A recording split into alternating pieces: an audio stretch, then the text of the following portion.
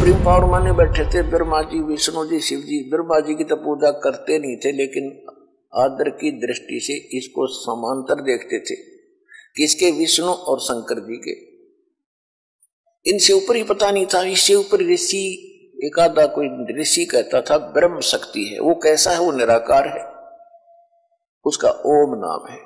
यहां बुद्धि टेकी थी आज तक सबकी, चाहे पवित्र हिंदू धर्म के लोग हैं, चाहे पवित्र मुसलमान धर्म के लोग हैं, वो भी इसी काल निराकार के ऊपर टिके हुए थे। चाहे पवित्र विश्व ये ईसाई धर्म के लोग हैं, ये भी निराकार इस परमात्मा काल से ऊपर बुद्धि किसी की नहीं थी। ये तो परमात्मा स्वयं आए, जो प्रत्येक युग में आते हैं। सतगुरु आए दया करी ऐसे दीन दयाल, और बंदी छोड़ बरतास का जठ रख नहीं प्रतिपाल। परमात्मा स्वयं आए 600 वर्ष पहले, उन्होंने आके ये ज्ञान कराया। अब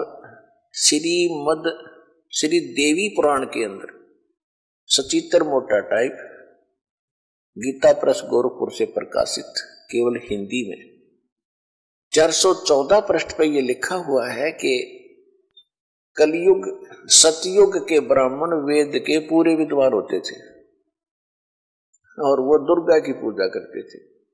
तो खाक विद्वान थे। वेदों में कहीं दुर्गा की पूजा का नामो निशान है? चारों वेदों का सारांश श्रीमद् भगवद गीता है। श्रीमद् भगवद गीता में दिखा दो कि रामकृष्ण की पूजा का जिक्र हो या दुर्गा की पूजा का कहीं भी वर्णन हो। तो ये खाक विद्वान थे, पढ़ने वेद और बकवाद ज्ञान बकवाद बतावें और वही बकवाद खुद करें। वेद पढ़े पर वेद न जाने, ये बातें पुराने 18। ये पत्थर की पूजा करेंगे, भूल गए सृजनहारा।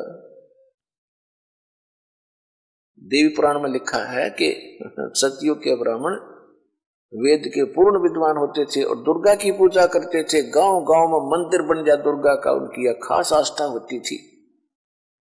तो मूर्ति पूजा का लठी नन गढ़वा रखा है नकलिया ने। वेद पढ़े और बकवाद अपनी गढ़िया करते, अपना दंत कथा लोक वेद बना के वो काल के जाल में सबको फंसा रखा था। अब श्रीमद् भगवत गीता अध्याय नंबर 16 में, अध्याय नंबर 15 के श्लोक नंबर 16 और 17 में कति निर्णय कर दिया क्षर पुरुष और अक्षर पुरुष। दो पुरुष है। पुरुष माने प्रभु, भगवान, मालिक। क्षर पुरुष इसको ब्रह्म को कहते हैं, ज्योत निरंजन काल को कहते हैं, जो ब्रह्मा विष्णु महेश का पिता और दुर्गा का पति है। 21 ब्रह्मांड का मालिक है, 21 ब्रह्मांड का स्वामी है, पुरुष है। और दूसरा अक्षर पुरुष, ये 7 संग ब्रह्मांड का स्वामी है। इतना ही मालिक है, इतना ही पुरुष है, इतना ही भगवान है। और इनके दोनों के लोक में ये स्वयं भी जितने प्राणी हैं ये सब नाशवान है। जीवात्मा किसी की नहीं मरती। ये तो कुत्ते के देखी भी नहीं मरती हो, तो विषय अलग है। फिर उसमें 15वें अध्याय के गीता के 17वें श्लोक में निर्णय दे दिया कि उत्तम पुरुष है तो अन्य परमात्मा इति उदाहरत है। और ये लोग term अवश्य विभक्ति अवैश्वर है।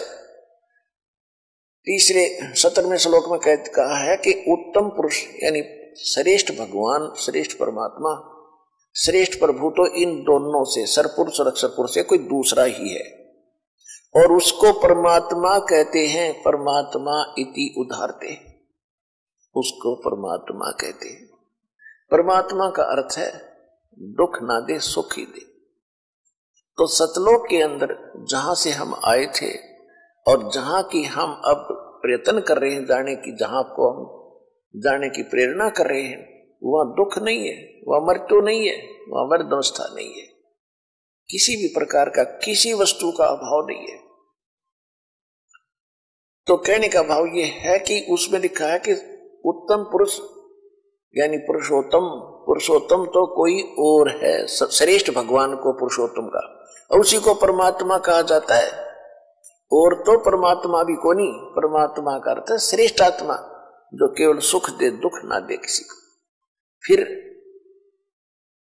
और जो तीनों लोकों में प्रवेश करके सबका धारण पोषण करता है। एक लोक तो हो गया 21 ब्रह्मांड का अक्षेत्र सर पुरुष का, दूसरा लोक हो गया अक्षर पुरुष का 7 संग ब्रह्मांड का क्षेत्र, और तीसरा लोक है सतलोक, और ऊपर के जितने 4 लोक हैं ऊपर, सतलोक, अलखलोक, अगम और अनामी अकैलोक, वो चारों मिलकर एक लोक कहलाता है। अविनाशी लोक है वो सारा।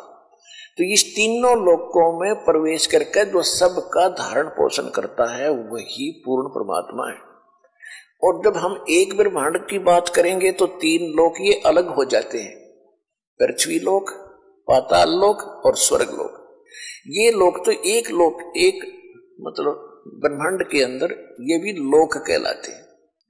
तो जो प्रसंग चल रहा है उसी पर आते हैं। तो इसमें 15वें अध्याय के 17वें श्लोक में कहा है कि वो वास्तव में अविनाशी परमात्मा है, और भगवान उसी को परमात्मा कहते हैं, और तो परमात्मा भी नहीं है।